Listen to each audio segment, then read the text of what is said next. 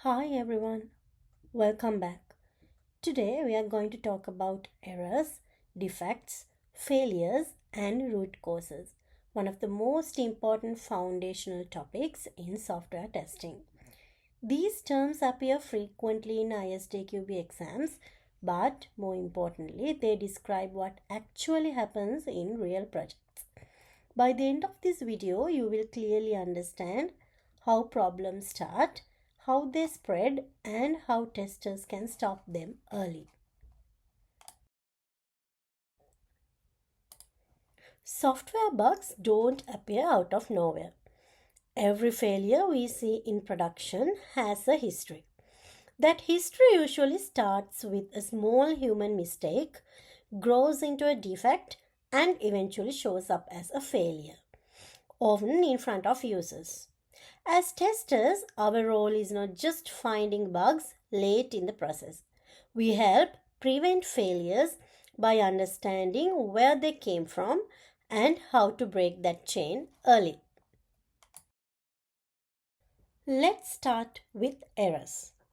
An error is a human mistake. It can be caused by time pressure, complex requirements, unclear communication, or simply being tired. At this stage, there is no issue in the system yet. The mistake exists only in someone's understanding. For an example, a developer or analyst may misunderstand a requirement and assume the wrong business rule. Errors are unavoidable. We are all human, but they can be reduced through reviews, collaboration, and clarity. When a human error is introduced into a work product, it becomes a defect. Defects can exist in requirement documents, test cases, source code, configuration, or build files. At this point, the system contains a problem, even if no one has noticed it yet. One important thing to remember is that defects introduced early in the SDLC often lead to more defects later, making them harder and more expensive to fix. A failure occurs when a defect is executed and the system behaves incorrectly. This means the system does something it should not do or it fails to do something it should do. Failures are usually what users notice: wrong results, crashes, or unexpected behavior. However, not every defect causes a failure. Some always cause failures. Some only fail under specific conditions, and some may never result in a visible failure at all. This is why testing needs different scenarios and environments. It's important to remember that not all failures are caused by defects in the software itself. Failures can also occur due to hardware issues, network problems, infrastructure limitations, external systems that our application depends on. For an example, an application might suddenly stop responding because the database server runs out of disk space or a third-party payment service is temporarily unavailable.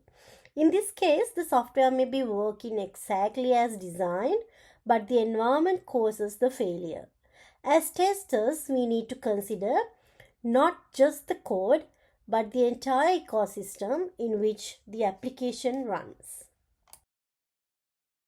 A root cause is the fundamental reason why an error or defect occurred. Root cause analysis is usually done when a major failure happens or similar defects keep appearing. Examples of root causes include ambiguous requirements, missing reviews, inadequate testing, or unrealistic deadlines. Fixing a bug without addressing the root cause means the same problem is likely to happen again. Testers play a critical role here. We don't just execute test cases. We ask questions, challenge assumptions, identify patterns in defects. By focusing on prevention and root causes, Testers help teams improve quality, not just software. To summarize, every software failure has a starting point. Most failures don't begin in the code. They begin with a human error, which turns into a defect and eventually appears as a failure when the system is used.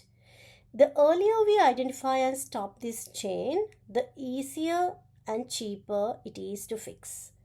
This is why understanding these concepts is so important, not just for exams, but for building reliable and high quality software. Thank you for watching. If this helped, give it a like and subscribe for more testing content. See you in the next one.